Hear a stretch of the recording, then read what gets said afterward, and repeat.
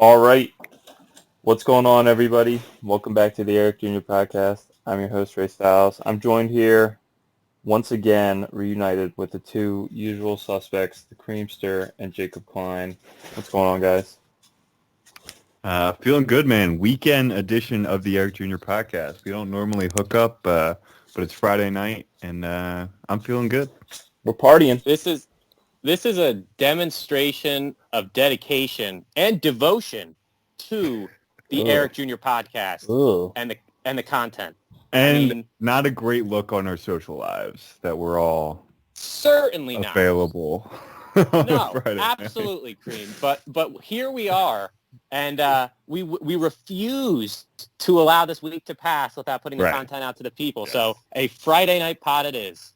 Yes. Despite what Chris Lynch says, I'm coming to you live from Chickies and Pete's with the Tasty Cake Studio. No, we don't got much going on these days, boys. Turns out we're not living large. The biggest thing on the docket here is the trade season. Cream has gone to DEFCON 1, I think it is. Yes. And it's one is the highest. He's sounding the alarm. Cream does declare the season is on. Get your license, get your permit. We are going hunting for PJ Tucker. Well, we've already had a trade as we started recording. Oklahoma City is trading Hamidou Diallo to the Pistons for Sky Mikhailuk and a 2027 second-round pick. How do you like that, Jake? Break that down for it. I love that energy. That's what I'm talking about. Friday night pod, things are going to start to happen, and that's why we're doing this. And honestly, I'm thankful that it's not DeLon Wright. There are people in Detroit that I'm interested in, and you know what? OKC I'm interested in. Yeah, and I just got to say this: like, there have been essentially like three consequential mid-season trades in the past 20 years for the NBA with Dikembe in 01 and then Ben Wallace. I want to say there's one other mid-season big-time trades. Marc Gasol, thank you. So they don't really happen, but every year we get ourselves worked up. It's what we do. It's what this is all about. It's about getting yourselves worked up. And you got Daryl Morey in the fucking kitchen just scrolling on his news feed, just feeding it to the people, just leaving his breadcrumbs. Who knows? And if it's not Lowry, I don't think it's anything big, and I still think you can get really solid pieces. But where do you guys want to go first with this trade talk? The interesting thing, so Cream, before we even got into recording this podcast, you were laying out the case, man. You were like, we're here. It's time to go we're going to war. It's absolutely going to be happening here soon, faster than you think. There's going to be a significant player move this weekend. And you're not saying Kyle Lowry's getting moved this weekend, but you're thinking Tucker, Harrison Barnes, Fournier, Aaron Gordon. I think there's going to be somebody. And maybe even somebody that's a starter-level player you're thinking that could be moved this weekend. I do. I think everything is have been building for the season. I feel like this is a very anticipated trade deadline. There's a very clear distinction between the teams that are buyers and the teams that are sellers. There's a few teams down in the basement that are going to be looking to unload some nice veterans. Jake mentioned one, DeLon Wright. We got there. PJ Tucker, I think, is the big name out there, obviously, with the report that he's going to be sitting out of games. He's never going to put on another a Houston uniform again. They're leaving him out. He's disgruntled. He's unhappy that he hasn't been traded. It seems like he could be moved, any minute now. So that I think that this trade season is going to get kicked off, and it's going to get kicked off with a bang. I think, obviously, not counting that blockbuster OKC and Detroit trade that we just reported here live on the EJP, but I do think that there's going to be some big movement this weekend.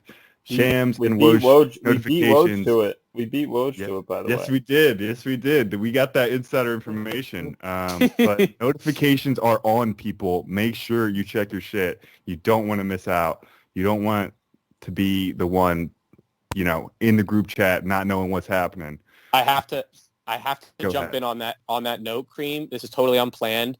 When they made the Tobias deal at midnight, I was delirious when I woke up, and my roommate and member of our group chat, Damon, while I was still in my drowsy sleep half state, while I was walking back to my room, he goes, "Did you see the news?" I was like, "Yeah, it looks like we were interested in Tobias or something, right?" Because I glanced at my phone, and he's like, "No, we got Tobias Harris." And I said, "What?" In my entire morning, it was like 5 a.m. And just from there, I was just up, and I was like, I couldn't believe I missed it. Those are the nights that Twitter and the community is at its fucking peak, So, I don't want to miss it this year, but I don't think you're going to see big names. You're going to see some buyout names that we're familiar with because they were, maybe an all-star 5 years ago. It's not going to be a lot. There's not going to be any fireworks. Everybody has to chill the fuck out. Jake is, he's preaching measure. He's preaching patience. I'm the opposite. I'm excited for this. I've been waiting for this since the season started, pretty much since the Harden trade, I guess. Like that was the last domino to fall, and I'm waiting for the rest of these. I think there are a lot of movers and shakers in this league. I think both conferences feel like they're up for grabs a little bit. I'm excited for it. Cream. Oh, we have to have a. I wasn't on last week, as I know all of you were probably torn to pieces. You were sorely missed. Cream, I think you owe possibly a written apology to the Spurs. You were slamming the Spurs on their lack of movement. LaMarcus Aldridge is finite. They are officially doing what you were talking about, man.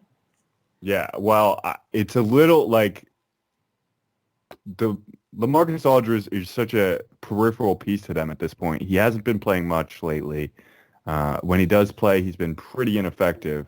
So and he's just like one of the guys. They have like 4 guys over 30 in their rotation that really shouldn't be, right? Like they're not a top 4 team.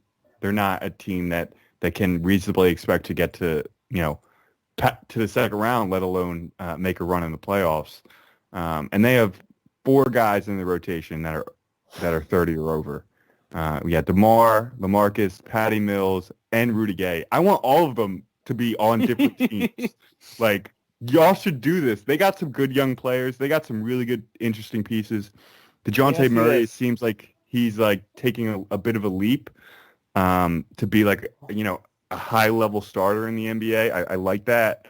I just feel like they're so just slow moving. Everything's just like they waited so long to move LaMarcus. So they're not even going to get anything for him. He's just he's sunk cost at this point.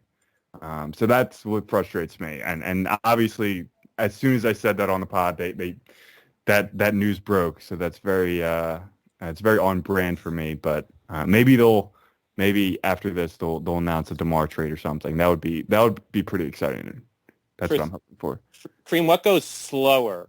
The Spurs decision to move off of their quality players to get assets, or Tobias Harris in space thinking about taking a 3? I think I'll give the edge. I'll give a slight edge to Tobias. I think he's a little bit quicker. I think he's a little bit quicker of a decision maker. Okay, it's close. It's close though. No, it's a good question. So here's the thing though, Cream. LaMarcus is let's say of Gay, DeRozan, Mills, and Aldridge. I mean, he's arguably the least important or the least valuable of those players. The thing is, they're squarely in the playoffs still. They are, yeah. This isn't something where making a move to get rid of DeMar is a ton of sense, I guess. No, unless you're getting value back, you're probably right.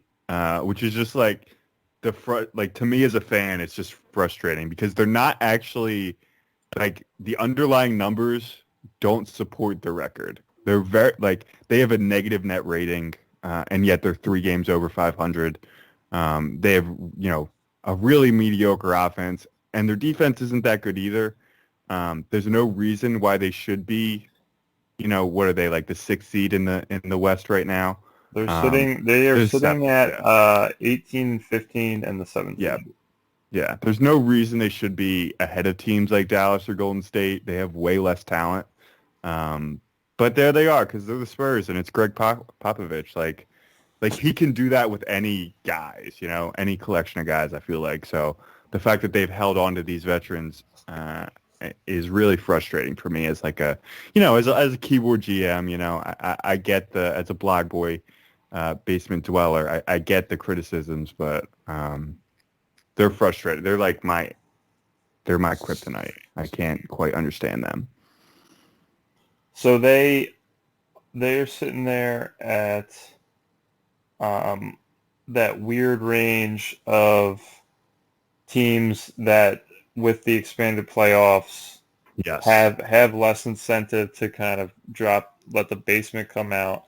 I mean, I will say like in the East, it's a little more clear on some of the teams. Like you have a Chicago. Yeah, they're in kind of the in between. You're hoping, you're thinking maybe a losing streak, a 4 or 5 game losing streak would knock them out, but they're hanging tough.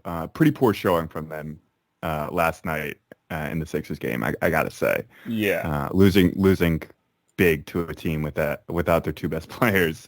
Not a good look, but they are, they're still in it. They're the 10th seed. They would qualify for that play-in tournament. So you can't quite put them in the complete sellers pile just yet. If I may interject, I think, not seeing those teams at the bottom, when you think about it, with this supposedly really deep draft class of it going top 5, top 6 of guys who are real star potential, I mean, you really start to think that this next 10 days, it's going to be really, really maybe probably the most important part of the season for just movement and for teams to be making decisions. They've been waiting to arrive at this point to review the data and to project where they're going to be. So, and then you also take into account the deep draft next year and the teams that have, still assets that are kind of at an in-between phase where if you don't blow it all now, the season's not over and everybody thinks they're competitive now. But that's why, and this is the last thing I'll say, that's why when you look at Oklahoma City, right, Sam Presti in charge, that's a team where if no one's going to do it, they're going to say, yeah, we'll do everything we can to sink to the bottom because we've actually been trying, but we're just too good. Yeah. So take everything, including Mike Muscala, including George Hill, including maybe Al Horford get it all off. They might be the fire sell-off team. That would be shocking to me if they could move. That would be a stroke. I don't think that's too much. They won't get Horford, but I'm saying they strike me because they have the organization at the top to recognize that you get the value for these guys, you go to the bottom and you do it the right way, the smart way, and don't, think yourself out of it. I'm surprised there hasn't been, and to your point, like maybe we'll see that over the next 10 days, but like there should absolutely be a race to the bottom. This draft class is looking very tasty. If you're anywhere in that top 6, I think you're going to get a real stud of a draft pick, or at least have the chance to draft one. So that's a really good point that maybe over the next 10 days, if somebody, like a Chicago, like a New Orleans, if they go on a little mini losing streak, you could see them try to really bottom out because I think it would be worth it for this draft class. God, you look at the Wolves, 8 wins, and their pick is only top 3 protected. Oh, man. The Warriors get it, man. They're a disaster. They're kind of with Markelle tearing his ACL, man. I would say the Magic are up there, but the Wolves got to be one of the worst teams to try and logic your way into how they could fix this. Like this is awful. Other than like lucking into the first pick and like drafting Cade Cunningham, there's not a lot of easy fixes for them. And like they got blue chip prospects, right? Like they did the first step. They just don't fit at all. And they're 4 guys. None of them can play defense. And they don't have the supporting cast around them to really get anything out on the defensive end. That's a tough one for sure. So the Sixers played Chicago last night. They are kind of the hinge team. I would say everybody else in the East is kind of what you're talking about, Kareem, with like Washington, Cleveland, Orlando, and Detroit clearly delineated into sellers.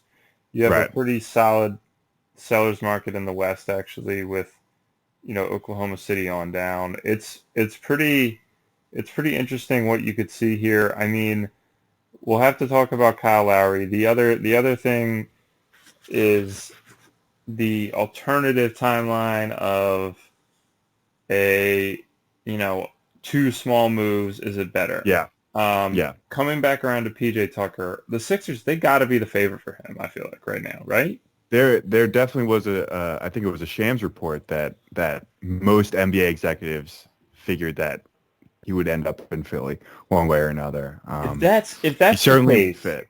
if that's the case, so we have Jake's opinion is strong on one end, and we have your opinion is strong on the other end. I kind of broker the peace here. I broker the peace, boys, On the EJP. on the EJP. Jake is pretty out on it on the Kyle front. You're pretty in on the Kyle front. Yeah. I find For myself the right price. if I am in on the right price. You could convince me either Right. way. There's two big things that I keep coming back to in my head. One is, can you really integrate a not ball dominant, but a high level point guard in 40 games with less practice time than ever? It Less worries than me a 40 lot. games, yeah. Yeah, and the other portion of it is losing your possibility of losing him after half the season. So those are kind of the two biggest worries. The thought of getting PJ Tucker right off the jump, let's say this weekend, and then working from a position where you did it for like a second, maybe two. So you're like, we still have first, we still have everything. Does that make you even more likely to go for Lowry? Because you're like, we can now double down and get him with the first and Thibault or something like that. Or is it kind of Jake's preferred, which is let's nibble around, the edges, get a George Hill, and then call it a day. I don't know whether you're more likely to go one direction or other if you kind of just give up, let's say, 1 second and you get PJ Tucker, because he's got to be pretty cheap at this point. Right. Jake, what do you think?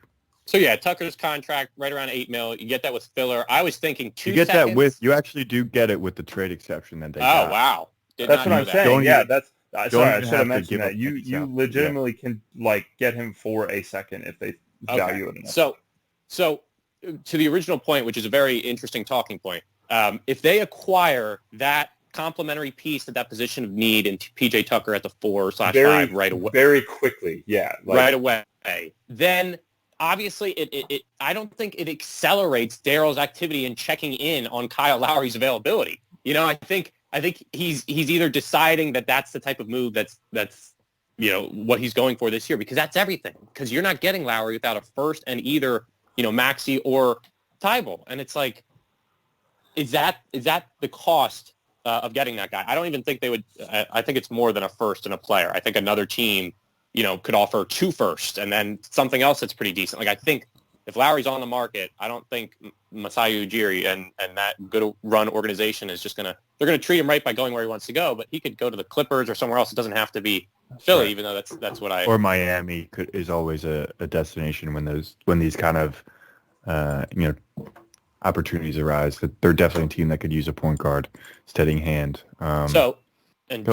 Just to close, like, you clearly, I've said in the past that his profile, his skill set, even with not a lot of practice time, as you mentioned, Ray, like, along with PJ Tucker, strikes you as like, wow, that definitely makes sense.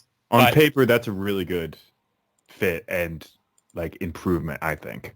Right. It's just that, can you acquire a player with a similar skill set that will alleviate some of that without giving up the long-term flexibility of the assets that it's going to take? Right. Which I'm looking at a Terrence Ross or a guy that can handle the ball a little bit and play competently, and you still have 2 other superstars that can hopefully do enough. I would say to touch on Jake's and then I'll round into your question, Jake. To touch on Ray's, I'm sorry.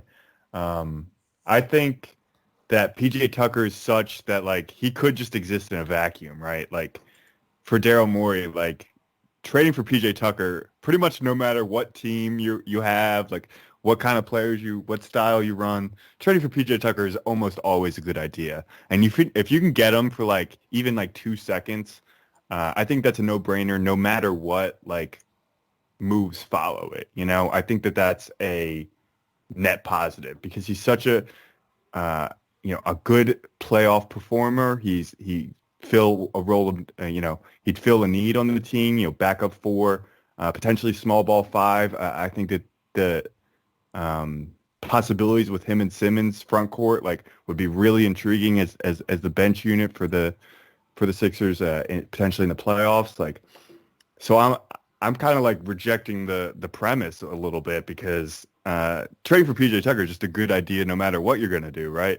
I don't think it would necessarily even have to have a influence on what Daryl would do kind of for the rest of it, whether he's going after a big fish. It does have an influence on it because you can look at it one of two ways. You can look at it as I still have a full deck here, even though I've acquired what you're saying, which is an immediately useful player. So do I continue to nibble around the edges, or did I get this plug-and-play asset so cheap using that trade exception that I actually need to go in his kind of train of thinking, I actually need to go harder and get the more expensive option, which is obviously Lowry.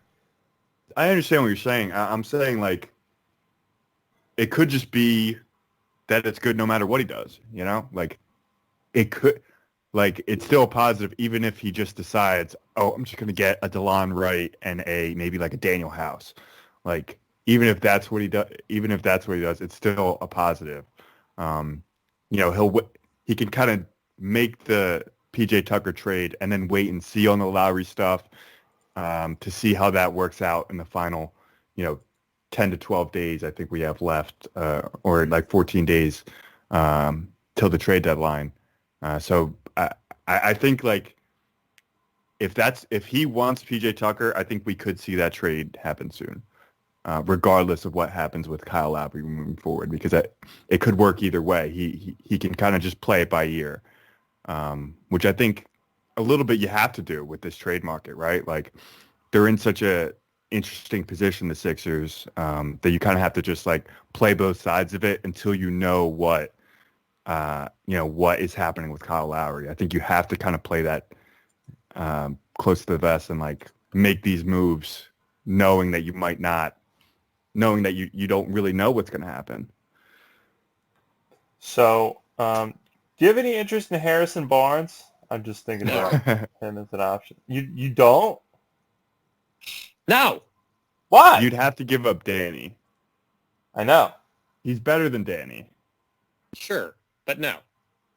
I would say that he's not a massive upgrade for the team just because both him and Tobias are best when they're playing the 4. If you could have him, I would still want a little more. I don't think the fit between those two guys is perfect, I would say. I probably don't do it. I probably don't do it either. Okay, fine. But I think there are teams that would want Harrison Barnes a little more than us. I think the Celtics are absolutely going to be involved in those talks if he is moved. I think they're a team that could absolutely, send one of their young guys and a future pick, even if it might not even cost that much to get him. So possible way to frame it or a segue, depending on how you look at it. Over under 1.5 Sixers trades, because by the next time we pod, things could be hot and heavy. It could. Well, I'll say over roster additions because there could be. No. There are trades. Buyouts. No trades. Come on, 1.5 man. You gotta let me do over under. He's not saying transactions, Cream. He's saying trades. Are we talking players traded or? God damn you! Cream. No, trades that occurred, whether it's for 15 players or for one. A trade is by trade. I'll say over. So you think he's making at least 2 trades by the time we pod again? He's making at least 2 trades.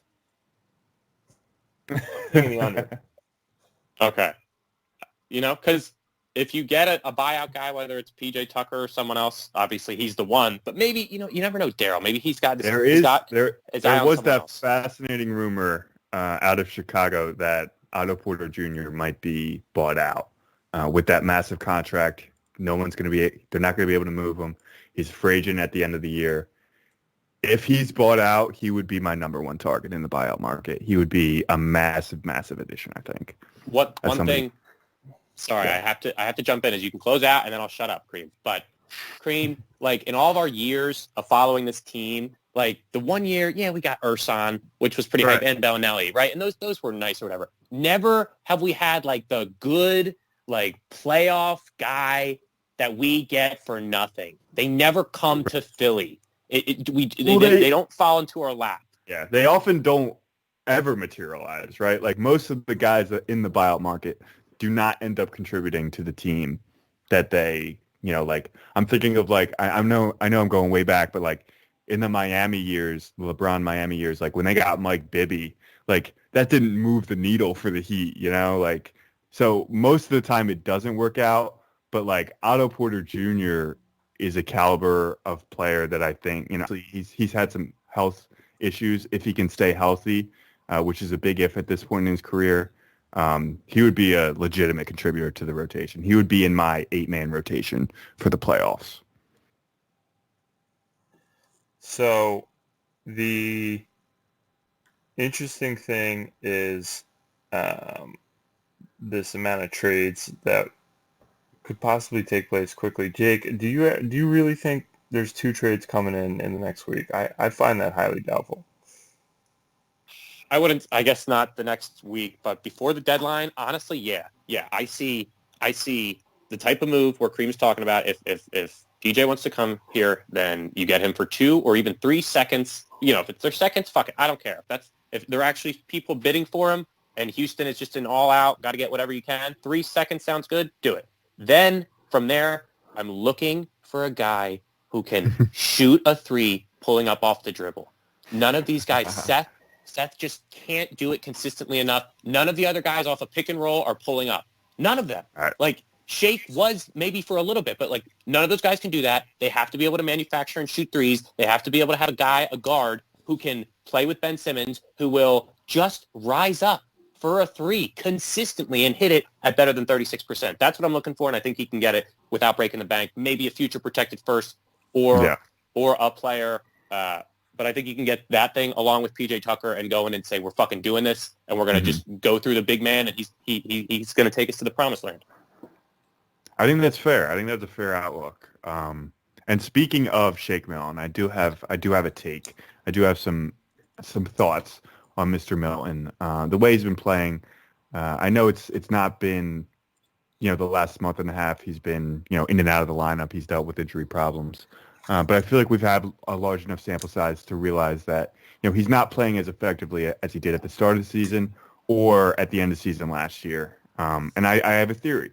My theory is that he's been clearly been asked to do too much in those bench units. Not only is he really the only guy who can create consistent looks, but he's the only ball handler. He's the only guy who can actually bring the ball up the court, initiate looks, initiate the pick and roll. And I just feel like that usage is just draining him of his effectiveness in doing what he's the best at, which is just scoring. We saw it last year. We saw it at the beginning of the year. This dude is a flamethrower. He gets hot. He can score all over the court, all 3 levels. And I think that's still in there. I just think it's a product of the not poor roster construction, but the lack of a bench guard, the lack of somebody else who can come in and facilitate the offense and let him focus on what he's doing best. So that's why even if, that I'm obviously like all in on Lowry. I think that would be an amazing move. But if we don't get Lowry, I'm still absolutely interested in pursuing some type of other guard, be it George Hill, even DeLon Wright at this point. Somebody who at least can come in and effectively run the offense, if not just for everybody else and, the bigs of that bench, but just for Shake. I think that can absolutely help him unlock a game, unlock a part of his game that's kind of been missing the last few weeks. Because I think that would help him immensely if there's just somebody else. Obviously there was the Maxey experience in the beginning of the year to mixed degrees, but he just hasn't been as efficient scoring wise, and I think it probably is from the fact that he's carrying a little too much load on offense right now. Cream, a former Sixer comes to mind that fits that profile that's still in the league. Do you want to hear his name? I have an idea. Yes, I want to hear it. Who is it? Who do you think? It's Ish Smith, isn't it? It's Ish Smith! Oh my God, you know me so well. It's fucking Ish I've thought Smith. about it. No, It's come on. fucking Ish Smith. I can't lie. I've thought about it. Like 8 minutes a game in the playoffs? Like, absolutely, man. He's absolutely. Perfect. He's the guy. You always wanted to go back to the well and get one of the former guys that ended up being good from the process years. He's the guy. He's the missing piece. You think Ish Smith is going to be... And PJ Tucker. Ish Smith and PJ Tucker, and we go to the fucking finals. You think that? I would... Yes. I would prioritize George Hill and DeLon Wright above Ish, just because of his ability to shoot the three. In the playoffs, it's going to be Embiid and Simmons, especially Simmons playing a lot of minutes, and just like every non-shooter you have out there, like, is going to be a detriment. And God love Ish Smith, but he's not the best shooter.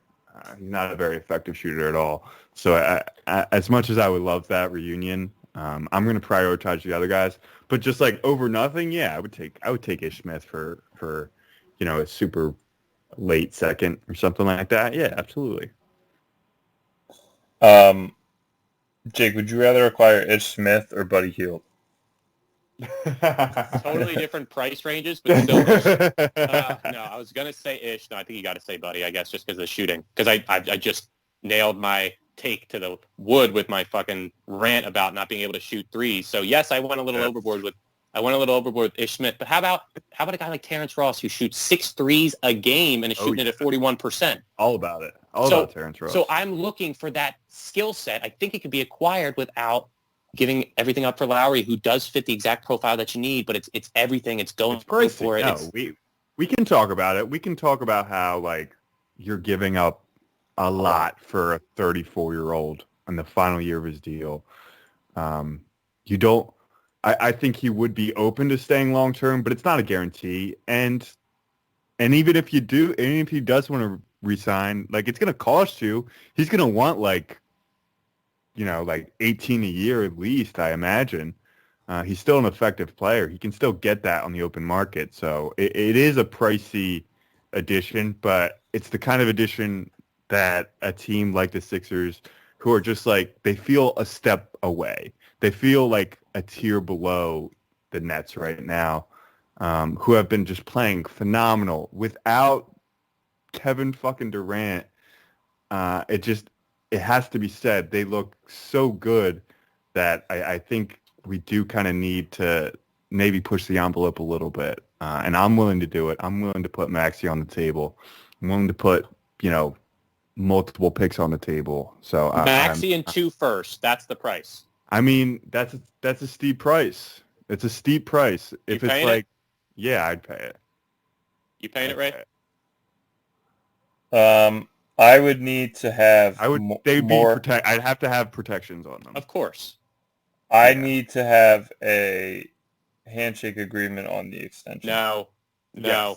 Then I'm not doing it. You can get that. I think you can get it. You don't get that. I think you can get that. I'm giving you an answer, though. I'm giving you a real answer. If I do have that, I do it. If I don't have that, I'm out. Okay, yeah. Fair enough. I think you can get that, though. I think that's achievable. Okay. Because of the reason, like, Jake made the argument that Kyle Lowry, and I initially pushed back on the Kyle Lowry homecoming to Philly experience. Like, it's interesting how I don't remember this conversation. It was never brought up again. It was a few Jake weeks never ago. Harbored any resentment because of it. He's never mentioned it again.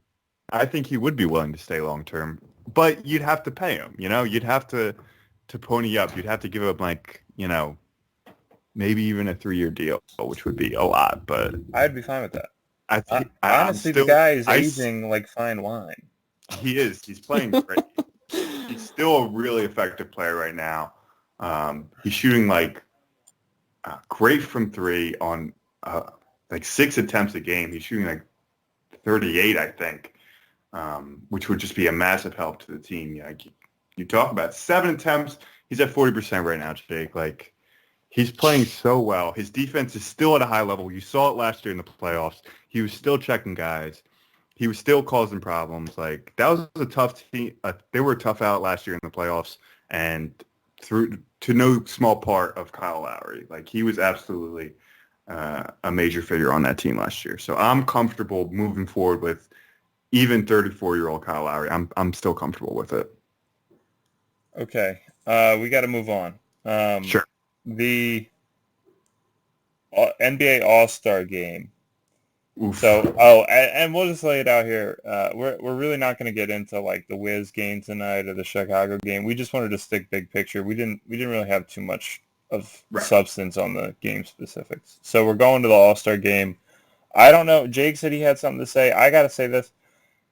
Assuming no unforeseen issues, rogue positive testing, I'm glad they didn't play, dude. Get that full week of rest. Our guys, dude, they got like an actual like 6 days off or something, you know? It was nice. I'm glad. Yeah, I mean, there's definitely a spin to it. If they can pull out the wins, that'd be a pretty good look if they just got the extra rest. Just a bit of a damper though, like you lose the experience, you know. I think it does. I wasn't gonna. It does watch raise the regardless. profile of the team when Joe and Ben are out there in the All-Star game. You know, they would have been, you know, players of prominence in the game. I feel like so that I was disappointed, and obviously just because they're missing actual game time, like that's an issue for Joe's MVP candidacy for sure.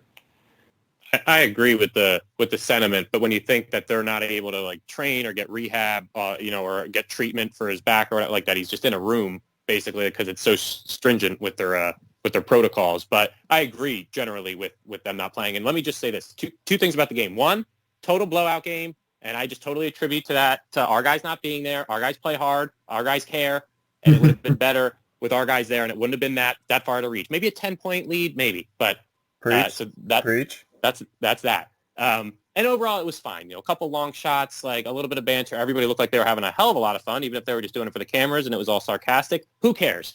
Let me just say this. At the All-Star game, you got to watch the beginning because there's nothing like in an All-Star game. If a guy hits his first 1 or 2 shots, if he hits 2 shots, then that guy automatically has a universal pass to gun for the MVP of the game.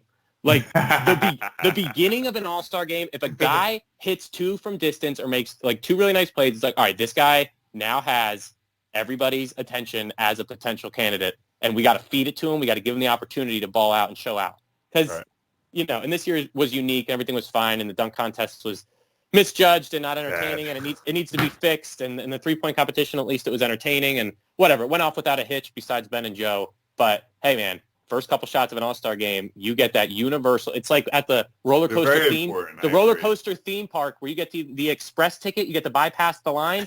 That's basically what happens. You get the green light the rest of the night if you hit your first 3 shots in the All-Star game. Wow, I mean that's deep insight to that game. I appreciate it. All right, the segment of all segments is back. It took a 1-week hiatus. The co-host, I dare say it was a mutiny on deck. I bring a golden segment to the podcast that had rave reviews from all the fans. The Daryl Morey tweet of the week. It did multiple things. It brought good content. It brought clout. And it brought Jake some additional responsibility and a resume builder. And you guys squandered it the first week I wasn't here. It was a mutiny, and I'm here to squash it with an iron fist. We're doing the Daryl Morey tweet of the week. Yes. I have a tweet. Do you want me to go, Jake? You want me to take over, right? Certainly. Oh, For whoa! this week. For this, just Is for this this a week. is this a sub mutiny within? You guys aren't even unified against me. In a democracy, the politics, the opposition. The fans need to know the politics of DJP. It is messy. It is dirty. There is backstabbing. The fans need to know that this is a cutthroat business, and we're not here to make friends. We're here for ratings, baby. We're here for the ratings, and we're here for power. And I am exercising my power. I have the tweet. I have a tweet. I have the tweet, actually, the Daryl Morey tweet of the week, and it is such. It was yesterday night, 10:23 p.m. Speaking with respect, Tony Bradley doesn't have any NBA top shot moments. This needs to be corrected quickly with the gif of Kenan Thompson on SNL saying "fix it." For those unfamiliar, obviously Tony Bradley had a hell of a game last night in Embiid's absence. And for those unfamiliar, NBA Top Shot, it's taken over. Like, it's the new thing. Everybody's doing it. It's reached a pinnacle. Ray, I know you were a little bit confused about the process. Let me break it down. Confused, completely ignorant. I'm not on Twitter. I'm not on Twitter. You're missing out. You're missing out because NBA Top Shot is the new thing. It is combining cryptocurrency and trading cards. These are digital moments, digital highlights of NBA players that you can buy and sell in a marketplace that has honestly over the past 2 weeks completely taken off. Some of these moments are going for hundreds of thousands of dollars. I think the top one was a Zion moment. Zion dunk from earlier in the season that went for $230,000. This is a absolutely skyrocketing trend right now, and for those who aren't in on it, it's too late. You're already what? The bubble's already I'm out. The GameStop. It's completely reached a pinnacle. In order to get in on this now, you got to just be digging in the weeds. You got to be searching for those Terrence Ross highlights. So Cream, I got to ask you something though. So yes, I'm a little confused on where the value comes from. Is the Zion highlight a 1 of 1 or a 1 of 5? What is the deal? Because in a traditional, let's say a Pokemon or a Yu-Gi-Oh, you have cards that are rare and more valuable, but they aren't a 1 of 1. Usually it's there's a couple hundred in circulation. Is there multiple Zions of that highlight running around on this marketplace? Yeah, so it is just the singular highlight. There's just one, and you can sit and buy and sell it. So it is just a premium for that highlight. There are other Zion highlights.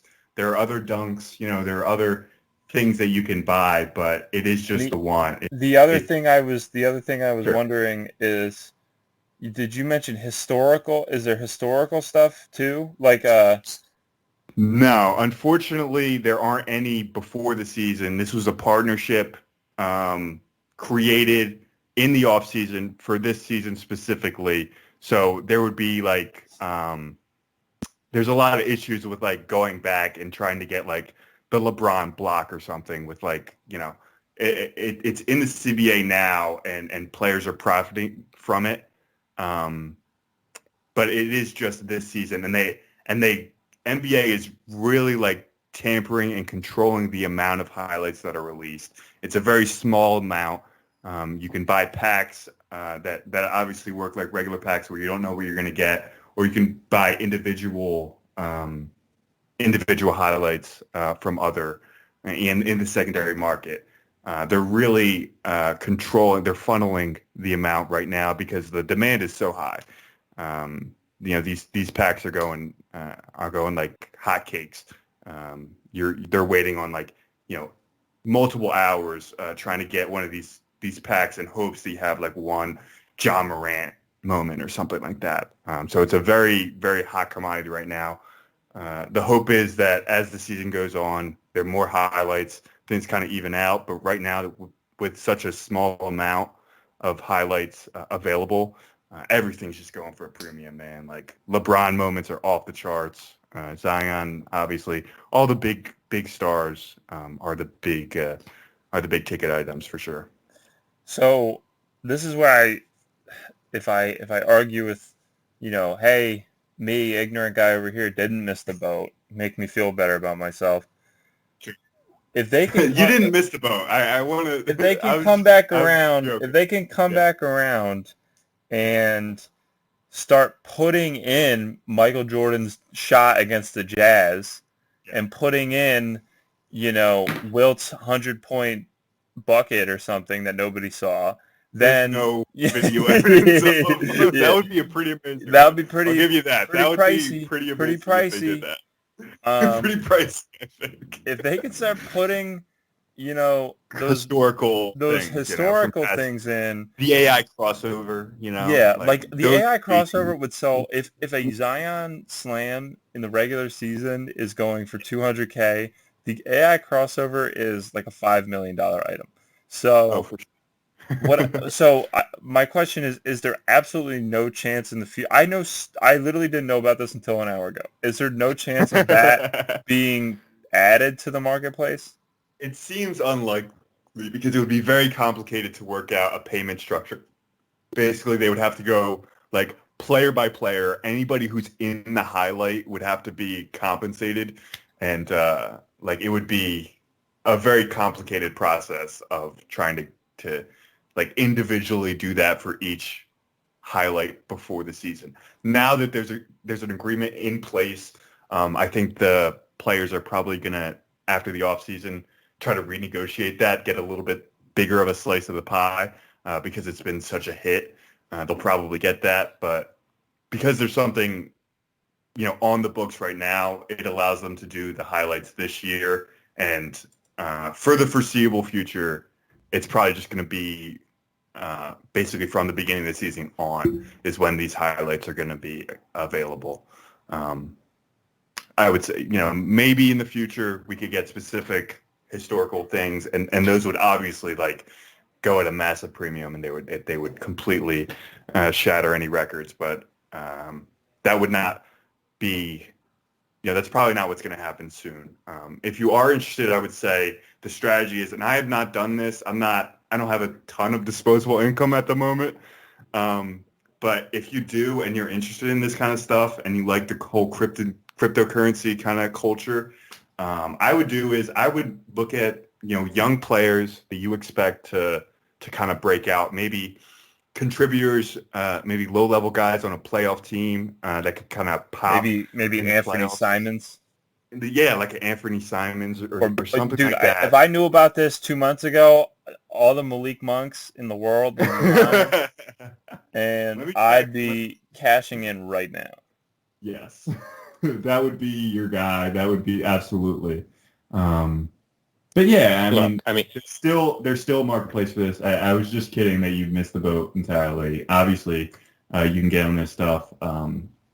They're what you're waiting for a little bit on these packs and stuff. They're kind of still catching up to the demand of this kind of stuff. So in a couple weeks, hopefully they'll be more readily available. Cream, you know how Ray gets when you make him think that he got excluded or missed out on something. You got him all riled up. I shouldn't have done that. You're right. You pressed his buttons a little bit. And, man, look, the Top Shot thing, we've seen a surge in, like, sports car memorabilia and tangible material things, during this past year. This is very exciting. It's going to stay, on a very mainstream awareness level, for the foreseeable future. I don't know about the sustainability. A big thing about like those collectibles really across the items is like this idea of authenticity. And I do think kind of maybe what Ray mentioned in terms of if they can make, actors now go back, and de-age them 50 years or whatever, the technology that's coming, it'll be really interesting to see where, the next thing, whether it's like a holographic projection and then it's like a unique, playing system. I don't know what it's going to look like, but I don't know if this is sustainable. It would be nice to just like get a couple of them, I guess, just to have. But, if you were late to the GameStop thing and you're late to this thing, you're going to be late on the next thing. Yeah, exactly. And I'm sorry to say, I just searched the marketplace. There are no Malik Monk highlights currently available on NBA Top Shot. That's what I want you to think. Okay, well, okay. That's, I mean, okay, sure. This is absolutely incredible. I am so glad I found out about this tonight. Cream. Yes. You really like this was a thing like 2 weeks ago. I thought about adding it to the docket, but felt like I didn't have enough Cream. understanding of it to do it. There's guys who are off Twitter, and then there's me who's off Twitter. Okay, okay. Let me just lay that out. Like you're All right, JJ, relax. you're here, yeah. So you're hearing about stuff like 2 weeks out. I read about this in the Post. Okay. um, this is quite the development. I hope to partake. So you're saying I can't go on and buy a pack right now? It's too Oh my you get like God. there's like a waiting period. it's too hot in the streets. It's very hot in the streets. Okay. Yeah, all the packs right now are sold out. You're gonna have to wait till they put more. Oh, and they don't want to flood the market. What they don't want to do is completely like flood the market with. Makes sense. I want to sign up for my one pack. See what we get. So yeah, sign up and get on a waiting list somewhere, and they have regular packs for like $15-$20 that you can buy, and you're probably going to get some Cody Zellers and some Yeah. maybe you'll get like a Harrison Barnes one, and that'll It's be like kind of like okay. it's this. That reminds me of when I downloaded Robinhood. Like I got it like a little over a year ago, probably, like the app, and I got it, and they did like the one free stock thing, and I was so excited. I was like, man, what if I get like an Apple? They gave me a Sirius XM radio stock. I was like, these scumbags! Like this is like this is the Worthless, least cool stock ever. Yeah. And I Yeah. still had it until like February, and I was like, let me just sell this crappy stock. All right, so I think we have one other topic to cover, and we're at 52 minutes. I think we've had frankly a great episode and a strong episode here. The last thing is Cream is dipping. This is also on the niche market. What has become a niche market, weirdly enough. Cream is dipping his toes back into fantasy baseball. He was borderline swindled into it. I'm all in on Cream's fantasy team. It might be a weekly segment checking in on how it's doing. The thing you said is, though, you were asked about joining quote unquote a fantasy league, thinking it was like a second half basketball thing, which would be weird. If I'm being honest, it was a couple weeks ago. It was right after the basketball season start. It was must have been like a month or two ago. It was mad early. I thought it was like a basketball league, but it's a baseball league, and that's cool. Like I used to play fantasy baseball in my youth all the time. So I played for about 5 seasons. Yeah. There's God. a good run. I was like signing up for like random leagues and just like doing it for fun. Stop it. Just as something Stop to do saying during these the things. summer. You want to hear some of my guys? The draft is going on right now. Oh, what? I'm literally drafting mid-pod. What pick did you have? I need to know now. So I was the How sixth pick reckless. overall. I was the sixth pick overall. I think it's a 10-person league. My first pick, Fernando Tatis Jr. Like, I feel really good about that pick. Great pick. I think he's going to be, a great player this year. I expect another jump. I know he's like been so great already, and he's so young, but I'm expecting even a bigger jump. Mike Trout went first, I assume. I think Soto went first. Okay. Let me just see him. Freeman was up there. Trout was definitely up there. And then Fernando Tatis I picked with the 6th pick. A couple of guys I got Bellinger. I got Alex Bregman. I know they're dealing with some injuries. I hope they come back. Walker Buehler is a funny name. I like that. You didn't know who that was? Listen, I do know who it is. If you don't I know know if you didn't know who he is, you're gonna have a tough go of it at the. I fantasy might baseball have a team. tough go of it. I know most of these guys. I can say that I'm not as into baseball as I was a couple years ago, but I'm excited because this is going to be a way for me to get back into it. For me to know, some of the mid-tier guys that I just completely miss out on. let me just get something straight. Let me just get something straight here. Sure. Ray says these words. We had a great pod. And then he pivots of the hardest pivot that I've ever seen to Talk about my Cream's fantasy baseball team. I don't know if I've ever seen anything Neither like of you are in. Neither of you. No, I have no connection. No investment. You don't know anybody in there. I love the idea though, because this is a niche thing now, man. It's more niche to be into fantasy baseball than it is Top Shot digital collectibles. This is a newsworthy thing that Cream got, I say, intentionally swindled into doing fantasy baseball, and I thought it was something to take note of and something to set the groundwork for, so that we can check in periodically on how the Fernando Tatis squad is doing. Yes, Well, how about this? This is gold. Do you want to help me pick my? I'm about to pick. I'm on the clock right now. I'm picking. Pick Bryce. God. Bryce I'm picking Rhys Hoskins, man. I feel good about it. He's gonna be. What other Phillies are available? We got to take a Phil. What other Phillies are available? I just took one. I'm not gonna pick for another 10 picks, man. Oh, never mind. I thought you said you were coming up. I thought you were gonna let live pick. I literally just picked. Oh my God, this thing is off the rails. This is off the rails. I hate it. I hate it now. He didn't let us pick who we wanted. Yours coming up. I might be able to. No, we are not waiting for the next pick. It's insane. How about this? You guys want to help me pick my team name? I don't have a team name. I'm Team Lynch right now. I feel. Oh my God! Like I gotta get out of here. I gotta get out of here too. This is taking a turn now. Okay. After making what happens when we do a Friday night pod. I get a little tipsy at the end of it, man. I don't know what to tell you. Oh my God! All right, that's it. Ray, end this mercifully. All right. Thank you all for listening. This has been the Eric Jr. podcast. Yo, get yourself some Top Shot collectibles. Yo, I'm on this train. I'm getting that JJ Redick card. All right. Thank you all for listening. Bye.